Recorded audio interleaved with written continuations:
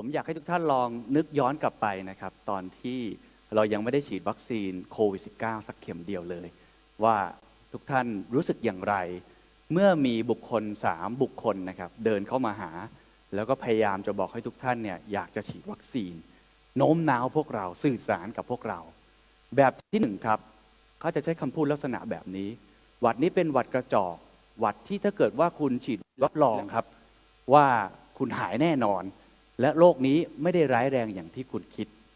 เพราะฉะนั้นคุณฉีดได้เลยครับสบายๆในขอครับเดินเข้ามาครับแล้วก็บอกทุกท่านนะครับว่าฉีดเดี๋ยวนี้ครับเพราะว่าการนี้จะทำให้ประเทศชาติเดินไปข้างหน้าได้ทุกคนต้องฉีดหรือท่านสุดท้ายครับเดินเข้ามานะครับแล้วบอกว่าวัคซีนมีหลายประเภทและแต่ละประเภทก็มีความเสี่ยงที่แตกต่างกันออกไปแต่ละประเภทมีข้อดีข้อเสียที่ไม่เหมือนกันแต่ละช่วงวัยก็มีความจำเป็นในการฉีดวัคซีนก่อนหลังแตกต่างกันออกไปแต่ทั้งนี้การฉีดวัคซีนเป็นสิทธิส่วนบุคคลของแต่ละท่านในการตัดสินใจด้วยตัวเองแต่อย่างน้อยที่สุดครับการฉีดวัคซีนมีข้อดีในแง่ของการป้องกันโควิดมากกว่าที่คุณไม่มีวัคซีนทุกท่านจำได้ไหมครับว่า3เหตุการณ์นี้3บุคคลนี้ทุกท่านรู้สึกอย่างไรผมไม่แน่ใจว่าทุกท่านเชื่อใครที่สุดนะครับแต่จากผลวิจัยสรุปมาแล้วนะครับว่าแบบที่3ครับคือการให้ข้อมูลอย่างเป็นกลางน่าเชื่อถือโดยที่ไม่ได้ชี้นำโดยที่ไม่ได้ตัดสินคือการสื่อสารที่มีประสิทธิภาพที่สุดและสามารถทำให้คนที่จะเดินหน้าไปฉีดวัคซีนด้วยตัวเองนั้นรู้สึกครับว่าเขาเป็นคนเลือกช้อยส์นั้นด้วยตัวเองสิ่งที่ผมพูดครับผมพยายามจะบอกนะครับว่าในปัจจุบันนี้นะครับเรื่องของการสื่อสารที่ผมจะใช้คำนี้ครับว่า healthy communication คือการสื่อสารประเด็นที่1คือเรื่องเพื่อสุขภาพก็คือคุณหมอพยาบาลหรือคนที่เกี่ยวข้องด้านการแพทย์ใช่ไหมครับเราต้องสื่อสารกับคนไข้ของเราหรือครอบครัวของเขาอย่างที่2ครับในตัวการสื่อสารเองครับมีเดียมนี้เองครับมันก็จำเป็นแต่ต้องมีสุขภาพที่ดีด้วยตัวมันเองด้วยครับเพราะมิฉะนั้นมันจะเกิดท็อกซิกวันนี้ผมจะพูดด้วยกัน3ประเด็นนะครับประเด็นที่1ผมอยากจะพูดเรื่อง why ครับคือเข้าใจความเปลี่ยนแปลงว่าทำไมทุกท่านที่ฟังผมอยู่ในตอนนี้จำเป็นอย่างยิ่งครับที่ต้องเปลี่ยนแปลงตัวเองในการสื่อสารมันมีเหตุผลของมันครับและอย่างที่2ครับผมอยากจะพูดเรื่อง how ครับว่าทำอย่างไรเราจึงจะสื่อสารได้อย่างมีประสิทธิภาพและ healthy นะครับเพื่อสุขภาวะที่ดีและ3ครับ what key take away นะครับบทสรุปอะไรบ้างที่คุณสามารถเริ่มทำได้ตั้งแต่วันนี้โดยไม่ต้องไปพูดถึงปัญหาเชิงโครงสร้างหรือปัญหาของคนอื่นๆแต่เริ่มต้นด้วยตัวของคุณเองอันดับที่1ผมเชื่อว่า why สำคัญที่สุดใน A ใน B ที่เมื่อกี้พูด2อย่างนะครับอยากให้เราฉีดวัคซีนเขาไม่ได้ผิดอะไรนะครับแต่ why มันเปลี่ยนแล้วครับเพราะฉะนั้นคุณต้องเข้าใจความเปลี่ยนแปลงของโลกในปัจจุบันนี้แฟกเตอร์สำคัญแน่นอนคือเรื่องเทคโนโลยีแต่มันยังมีเรื่องของสุขภาวะของคนพฤติกรรมผู้บริโภคมันยังมีเรื่องของ geopolitics ภูมิรัฐศาสตร์มันยังมีเรื่องของสังคมผู้สูงอายุเรื่องของ generation gap อีกหลากหลายผมคงจะไม่ได้ลงรายละเอียดแต่ถ้ามองสโคปมาในเรื่องการสื่อสารที่ผมทำอาชีพนี้อยู่เป็น10 ปีแล้วเราเห็นความเปลี่ยนแปลงจนผมต้องเปลี่ยนอาชีพตัวเองคือ2สิ่งนี้เท่านั้นเองครับที่ผมเห็นชัดเจนอย่างที่1ครับภูมิทัศน์สื่อเปลี่ยนแปลงไปแล้วครับไม่เหมือนเดิมพูดคาว่าภูมิทัศน์นี่มันคือแลนด์สเคปเลยนะครับมหาสมุทรมันเปลี่ยนสีครับดวงอาทิตย์ขึ้นเปลี่ยนทิศป่ามันเปลี่ยนแปลงไปถ้าเราไม่เข้าใจเราก็จะตกขบวนแล้วก็สื่อสารผิด2ครับพฤติกรรมผู้เสพเปลี่ยนแปลงไปครับไม่ใช่พฤติกรรมแบบ minor change นะครับเปลี่ยนนิดๆหน่อยๆแต่เขาเปลี่ยนจากหน้ามือเป็นหลังมือเปลี่ยนอย่างไรตลอดประสบการณ์10 ปีผมสรุปออกมาได้2ข้อครับทุกท่านเอาไปใช้ได้เลยข้อที่1ภาษาอังกฤษเรียกว่า fragmented media ครับสื่อที่แตกเป็นเศษเสี้ยวสื่อที่เป็น mass media ไม่มีอีกแล้วครับผมย้ำอีกครั้งไม่มีอีกแล้วเพราะคุณไม่สามารถใช้มีเดียหรือเมสเสจใดเมสเสจหนึ่งแล้วสื่อออกไปครั้งเดียวแล้วสามารถถึงคนได้ทั้งหมดแบบแต่ก่อนที่มีโทรทัศน์หรือหนังสือพิมพ์ได้อีกต่อไปปัจจุบันโซเชียลมีเดียเป็น priority หลักใช่ไหมครับแต่ละท่านที่นั่งอยู่ในห้องนี้จะเป็นผู้บริโภคของโซเชียลมีเดียเหล่านี้ อย่างน้อยๆก็1 ถึง 2โซเชียลมีเดียเป็นคอมมูนิตี้แตกต่างกันมากแต่ละคนมีกลุ่มของตัวเองเพราะฉะนั้นต้องเข้าใจว่าสื่อมันแตกเป็นเศษเสี้ยวอันที่2ครับคือผู้เสพคือศูนย์กลางผมเปรียบเทียบอย่างง่ายที่สุดนะครับแต่ก่อนพวกเราคือผู้รับสารครับเราดูโทรทัศน์มีโฆษณานานๆเราก็ไม่ได้รู้สึกอะไรใช่ไหมครับปัจจุบันนี้โลกเปลี่ยนไปครับพวกเราทุกคนในที่นี้มีอำนาจมากขึ้นจากเว็บวันครับเว็บวันคือยุคที่ read only อินเทอร์เน็ตเริ่มเกิดทุกท่านอ่านได้อย่างเดียวครับโต้ตอบไม่ได้ปัจจุบันนี้คือเว็บ 2ใช่ไหมครับเว็บ 2คืออะไรครับก็คือโซเชียลมีเดียทุกท่านเป็น two way communication ทุกท่านในที่นี้คือสื่อนะครับทันทีที่ถ่ายรูปผมแล้วก็โพสต์ลงใน Twitter ทุกท่านคือสื่อผู้บริโภคมีอำนาจกลับด้านมี voice มากขึ้นผมคงไม่ต้องพูดถึงเว็บ 3ครับที่กำลังจะเข้ามาในปัจจุบันผู้บริโภคไม่ได้มีแค่ voice แต่จะมี value มี governance token สามารถได้โทเค็นกลับมาด้วยใช้บล็อกเชนมีอำนาจมากขึ้นเพราะฉะนั้นถามว่า2 อย่างนี้โดยสรุปทุกท่านต้องเปลี่ยนแปลงอะไรครับสำคัญที่สุดครับ healthy communication is empathetic communication การสื่อสารหลังจากนี้ผมย้ำอีกครั้งคือการฟังมากกว่าการพูดผมจะพูดประโยคนี้ซ้ำแล้วซ้ำเล่าครับเพราะการพูดคือการคิดจากตัวเองแต่เพียงผู้เดียวแต่ในเมื่อโลกของสื่อแตกเป็นเศษเสี้ยวมีคอมมูนิตี้มากมายและผู้บริโภคทุกท่านคือศูนย์กลาง customer centric audience centric เราไม่สามารถคิดแบบเดิมได้อีกต่อไปถ้าเราคิดแบบเดิมเขาจะไม่ฟังเรานี่คือคอนเซปต์หัวใจ why ในขั้นแรกครับทีนี้ผมจะเข้าไปสู่พาร์ทที่2คือเรื่องของ how ว่าเราจะแตกจากคอนเซปต์ตรงนี้เนี่ยมาเป็น how ในแต่ละอย่างได้อย่างไรทุกท่านเมื่อจะต้องสื่อสารกับคนอื่นๆโดยเฉพาะในที่นี้สื่อสารกับผู้ป่วยหรือครอบครัวของคนที่เข้ามารักษาสุขภาพกับเราผมมี5 ข้อที่ผมสังเกตมาแล้วผมคิดว่าสามารถนำไปปรับใช้ได้นะครับข้อที่1ครับชี้แนะไม่ชี้นำให้คุณทำด้านซ้ายก่อนเสมอด้านขวานะครับผมจะมีประมาณ5 ข้อชี้นำแต่ก่อนคุณทำได้เพราะผู้บริโภคไม่ได้มีข้อมูลมากมายขนาดนี้ครับข้อมูลเขาน้อยมากและเขาจำเป็นต้องเชื่อฟังเราปัจจุบันนี้โลกเปลี่ยนแปลงไปครับเขาสามารถมีข้อมูลได้ไม่แตกต่างจากคุณเพราะฉะนั้นคุณต้องชี้แนะมากกว่าชี้นำให้เขาตัดสินใจได้ด้วยตัวเองโดยที่ไม่ต้องไปบังคับเขาพ่อแม่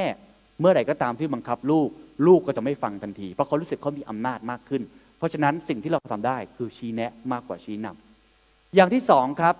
ข้อมูลเยอะจริงๆครับเป็น Data Overload เต็มไปหมดเลยก็มีแต่ข้อมูลมีเฟกนิวส์ด้วยมีโพสต์ทรูธด้วยมีข้อมูลที่ไม่เป็นจริงมากมาย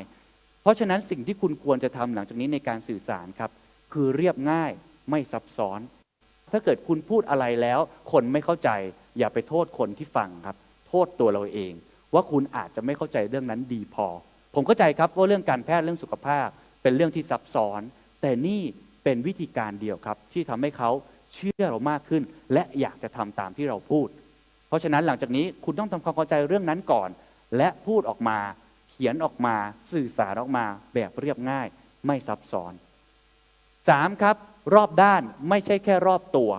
ทำไมผมถึงพูดคำนี้ครับรอบตัวคือเราเอาตัวเองเป็นศูนย์กลางครับเราเสพข้อมูลมาประสบการณ์ที่เรามีกว่า30 ปีเราเชื่อว่าสิ่งนี้ดีที่สุดและเหมาะสมที่สุดแต่ทุกท่านเชื่อไหมครับว่าโลกมันเปลี่ยนไปค่อนข้างเยอะมากแล้วจริงๆตอนนี้มีข้อมูลที่หลากหลายมากข้อมูลจากเด็กข้อมูลจากผู้ใหญ่ข้อมูลจากคุณหมอข้อมูลจากคนที่ทำยาข้อมูลจากคนที่ทำงานปกติมันมีข้อมูลหลากหลายรอบด้านมากสิ่งที่ควรจะทำครับในความเห็นที่แตกต่างคือนำเสนอข้อมูลที่รอบด้านไม่ใช่แค่รอบตัวในความหมายก็คือว่าคุณก็ต้องไปฟังเสียงคนอื่นๆให้มากขึ้นเพื่อทำให้เขานั้นสามารถที่จะมีข้อมูลในการตัดสินใจด้วยตัวของเขาเองข้อที่4ครับข้อที่ผมจะเน้นย้ำเป็นพิเศษ storytelling ครับความรู้สึกไม่ใช่แค่ความรู้ผมเชื่อว่าทุกท่านในที่นี้มีความรู้เยอะมากครับแต่ทุกท่านครับสมองของมนุษย์ครับเราจะจดจำเราจะเปลี่ยนแปลงเราจะเกิดแอคชั่นจากความรู้สึกเสมอครับไม่เชื่อครับเวลาคุณเดินไปที่ร้านค้าครับแล้วเห็นป้ายบอกสรรพคุณของเสื้อผ้าว่ามันดียังไงคุณอาจจะเฉยๆครับแต่เมื่อไหร่ก็ตามที่มีป้ายสั้นๆแล้วเขียนว่าเซลล์ 50% คุณจะเดินเข้าไปซื้อทันทีเพราะมันคือความรู้สึกครับมันคือ emotional ในศาสตร์ storytelling ที่ผมร่ำเรียนมาแล้วผมฝึกฝนมาตลอดเขาจะพูดเสมอว่า story มากกว่าที่จะเป็นแค่ fact feeling สามารถโน้มน้าวได้มากกว่าเข้าใจความรู้สึกของคนฟังว่าเขารู้สึกอย่างไรเข้าใจความรู้สึกของคนไข้ของผู้ป่วยของคนที่เราจะสื่อสารด้วยของผู้ใหญ่ของเด็กว่าเขารู้สึกอย่างไรและอันสุดท้ายครับเข้าใจไม่ใช่แค่เข้าถึงนี่ถือว่าดีมากแล้วนะครับคือการคุณสามารถ access ถึงเขาได้คุณสามารถพูดคุยกับเขาได้คุณสามารถมี channel ที่ตรงใจกับเขาได้เขาใช้ channel ตรงไหนคุณก็ใช้ตรงนั้นแต่มันไม่พอครับปัจจุบันนี้คุณต้องเข้าใจด้วยครับเข้าใจอะไรครับเข้าใจว่าเขาใช้ channel นั้นเพราะอะไรเข้าใจว่าเขารู้สึกอย่างไรเข้าใจนะครับว่าตัวเขามีแบ็กกราวด์ชีวิตอย่างไรจะเห็นได้ว่า5ข้อที่ผมพูดมาทั้งหมดนี้นะครับมันทำให้พวกเราทำงานหนักขึ้นนะครับแต่นั่นคือหนทางเดียวครับที่ทำให้เรามี healthy communication ในยุค disruptive เทคโนโลยีแบบนี้เราจำเป็นอย่างยิ่งครับที่ต้องทำการบ้านมากขึ้นผมเองในฐานะเป็นสื่อครับ10 ปีที่แล้วพูดตามตรงทำงานง่ายกว่านี้เยอะครับเพราะสื่อมีน้อยแต่ปัจจุบันนี้สื่อมีเยอะมากเช่นเดียวกันกับทุกท่านถ้าทุกท่านเป็นคนที่สื่อสารเรื่องสุขภาพทุกท่านจะเริ่มเห็นอินฟลูเอนเซอร์อื่นๆที่ขึ้นมาพูดเรื่องสุขภาพคล้ายๆกับเราโดยที่เขาอาจจะไม่ได้มีมาตรฐานใดๆถูกไหมครับแต่นั่นไม่ใช่สิ่งที่คุณจะต้องไปบอกว่าเฮ้ยเราจะต้องเปลี่ยนแปลงโลกไม่เราต้องกลับมาดูตัวเองว่าเราจุดแข็งของเราคืออะไรจุดแข็งของพวกเราคือความน่าเชื่อถือผมทำสื่อผมใช้ความน่าเชื่อถือแต่วิธีการ presentation วิธีการสื่อสารก็ต้องเปลี่ยนแปลงไปครับชี้แนะไม่ชี้นำเรียบง่ายไม่ซับซ้อนรอบด้านไม่ใช่แค่รอบตัวความรู้สึกไม่ใช่แค่ความรู้เข้าใจไม่ใช่แค่เข้าถึงผมตีมาเป็นภาษาอังกฤษจะได้จำง่ายขึ้นนะครับข้อแรกคือ respect ครับคุณต้องเคารพคนฟังจะอายุน้อยกว่าคุณเท่าไหร่จะไม่รู้เรื่องเทคโนโลยีใดๆเขาอาจจะไม่รู้เรื่องการแพทย์เขาอาจจะเข้าใจมากกว่าคุณมากมายแต่คุณต้อง respect เขาเพราะเขามีคุณค่าไม่ต่างจากคุณคุณอาจจะรู้เยอะกว่าเขาแต่ไม่ได้หมายความว่าคุณจะไม่ respect เขา2 simplicity ครับการสื่อสารต้องเรียบง่ายทำอย่างไรก็ได้ครับให้การสื่อสารนั้นเข้าใจง่ายๆสำหรับผมเวลาผมสื่อสารอะไรผมจะคิดเสมอว่าถ้าผมพูดลักษณะแบบนี้คุณแม่ผมเข้าใจไหมถ้าคุณแม่ผมเข้าใจแสดงว่าผมพอได้แล้วกับเมสเสจนั้นทำยังไงก็ได้ครับ simplify มันให้ได้มากที่สุดอันนี้ขึ้นอยู่กับการฝึกฝนอาจจะใช้ภาพเข้ามาช่วยโฟกราฟิกเข้ามาช่วยใช้วิธีการใช้วิดีโอทุกวิถีทางเอามาช่วย3 insightful ครับทำอย่างไรก็ได้ให้ข้อมูลนั้นรอบด้านมากที่สุดเท่าที่จะเป็นไปได้4ครับ inspire ข้อมูลต้องมีให้แรงบันดาลใจเขานะครับทำให้เขารู้สึกมากกว่าแค่ความรู้5ครับ empathy ทำยังไงได้ที่ไม่ได้คิดจากตัวเองเพียงคนเดียวแต่ฟังเสียงเขาก่อนรู้ว่าแบ็กกราวด์เขาเป็นอย่างไรเขารู้สึกแบบไหนเขาต้องการข้อมูลอะไรเขาติดที่ตรงไหนทำไมเขาถึงไม่อยากตัดสินใจแบบนั้นเราต้องเอาใจเขามาใส่ใจเรานี่คือ5ข้อครับที่ผมลองสรุปออกมาให้นะครับแต่สิ่งส่วนที่สำคัญที่สุดสำหรับ How ในส่วนนี้ที่ผมอยากจะเน้นย้ำเป็นพิเศษในสังคมปัจจุบันนี้ไม่ใช่แค่ประเทศไทยแต่ทั่วโลกเรามีความคิดเห็นที่แตกต่างกันเป็นเรื่องปกติสังคมใดมีความหลากหลายก็เหมือนมี biodiversity ในป่าครับป่าจะมีต้นไม้ชนิดเดียวก็คงไม่ได้มีแค่เสือตัวเดียวก็คงจะไม่ได้เราต้องมีความหลากหลายที่คิดเห็นแตกต่างกันนั่นคือความสวยงามและทำให้เกิดการเจริญเติบโตคนเราก็เหมือนกันครับเรามีความคิดเห็นที่หลากหลายแตกต่างสิ่งที่เราควรจะทำคือ agree to disagree เห็นด้วยที่เขาไม่เห็นด้วยกับเราไม่เป็นไรเลยครับที่เขาจะไม่เห็นด้วยกับเราสิ่งนี้ต้องยึดถือไว้กับตัวเองเสมอครับและเอาใจเขามาใส่ใจเราส่วนสุดท้ายครับคือส่วน what ครับที่ผมอยากจะเน้นย้ำนะครับว่าเมื่อคุณเข้าใจ why ความเปลี่ยนแปลงของสื่อความเข้าใจของผู้บริโภคที่เปลี่ยนแปลงไปแล้วและเมื่อคุณเห็นแล้วครับว่า5ข้อเมื่อกี้สามารถเอาไปปรับใช้ได้ what สิ่งที่ทำได้ในหลังจากนี้เลยนะครับมี 2-3 ประเด็นที่1ครับวัคซีนที่ดีที่สุดคือ media literacy ครับเช่นเดียวกันครับเวลาเรื่องของสุขภาพสิ่งที่เราป้องกันตัวเองได้มากที่สุดคือเราก็ต้องฉีดวัคซีนใช่ไหมครับเราเป็นผู้รับสารมองเดี๋ยวกับเหมือนกันครับในการสื่อสารเราเป็นผู้รับสารครับโลกปัจจุบันนี้ต้องยอมรับครับว่ามันเปิดมากขึ้นมันก็มีความเสี่ยงมากขึ้นมีคนไม่ประสงค์ดีแน่นอนมีคนต้องการจะใช้ propaganda การโฆษณาชวนเชื่อมีคนต้องการจะปล่อย fake news อันนี้เป็นเรื่องปกติแต่ถามว่าเราไปห้ามได้ไหมผมบอกเลยได้ว่ายากเหมือนกับเราไม่สามารถห้ามไวรัสได้ครับแต่สิ่งที่เราทำได้ในฐานะผู้รับสารเราต้องปกป้องตัวเอง Media Literacy ครับความรู้พื้นฐานเรื่องสื่อผมอยากให้สถาบันการศึกษามีวิ วิชานี้สอนเด็กๆทุกคนเช่นเดียวกันครับถ้าเราโตมาแล้วเราก็สามารถเรียนรู้แบบนี้ได้ตัวเองทุกครั้งที่มีใครพูดอะไรครับอย่าเพิ่งเชื่อครับให้ดูแหล่งที่มาก่อนครับว่าแหล่งที่มานั้นมาจากไหนสะกดตัวอักษรดูดีๆด้วยนะครับทุกครั้งที่ดูแหล่งที่มาแล้วลองเทียบสัก2-3แหล่งที่มาได้ไหมอันนี้เราต้องสร้างด้วยตัวเองคนที่ใกล้ตัวเราที่สุดครับเป็นคนที่เราไม่ควรเชื่อตั้งแต่วันแรกตั้งแต่วินาทีแรกมากที่สุดเพราะ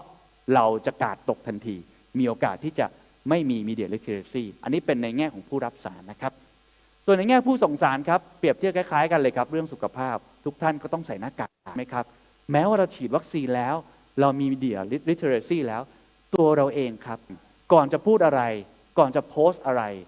คิดดูดีๆก่อนคิดสักนิดหนึ่งครับว่าสิ่งเหล่านั้น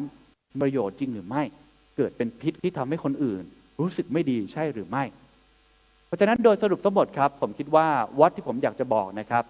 2 ข้อหลักๆ 1ถ้าผู้รับสารคุณต้องฉีดวัคซีนนะครับสร้างภูมิคุ้มกันสื่อ media literacy 2ครับในฐานะผู้ส่งสารเราเป็น2บทบาทสม่ำเสมออยู่แล้วนะครับอย่าเผยแพร่ไวรัสข้อมูลที่เป็นพิษที่ท็อกซิกไม่ว่าจะเป็นเรื่องข้อมูลผิดข้อมูลหลอกลวงหรือในแง่ของความรู้สึกที่ไม่ดีก่อให้เกิดความเกลียดชังเกิดขึ้นอันที่3ครับสำคัญที่สุดครับฟังเขามากกว่าพูดให้ได้ผมอยากปิดท้ายด้วยคำพูดนะครับของคุณจาซินดาอาร์เดนซึ่งเป็นผู้นำนิวซีแลนด์ที่หลายคนยกย่องมากนะครับว่าเป็นผู้นำที่มีเอมพาธีสูงมากๆเขาพูดไว้น่าสนใจเขาบอกว่าในห้องประชุมครับหน้าที่ของผู้นำไม่ใช่การพูดในห้องประชุมหน้าที่ของผู้นำไม่ใช่การพูดดังที่สุดแล้วสั่งแล้วพูดก่อนอีกต่อไปพอโลกเปลี่ยนไปแล้วหน้าที่ของผู้นำหลังจากนี้ในห้องประชุมทุกๆครั้งคือการฟังครับฟังอะไรครับฟังเสียงฟังความคิดเห็นที่แตกต่างหลากหลายของผู้คนในสังคมของผู้คนในห้องประชุมนั้นและทำหน้าที่เป็นสะพานเชื่อมเพื่อสร้างคอนเซนแซสหรือความคิดเห็นที่ไม่ต้องตรงกันทุกข้อแต่หาจุดร่วมในจุดต่างเพื่อให้เกิด call to action หรือเกิดวิสัยทัศน์บางสิ่งบางอย่างให้เดินหน้าต่อไปได้นี่คือหน้าที่ของผู้นำครับเพราะฉะนั้นหลังจากนี้ครับทุกท่านมีหน้าที่ผู้นำในของตัวเองทีมงานของตัวเองสื่อสารในรูปแบบของตัวเองหัวใจของการสื่อสารหลังจากนี้ไม่ใช่การพูดแต่คือการฟังขอบคุณครับ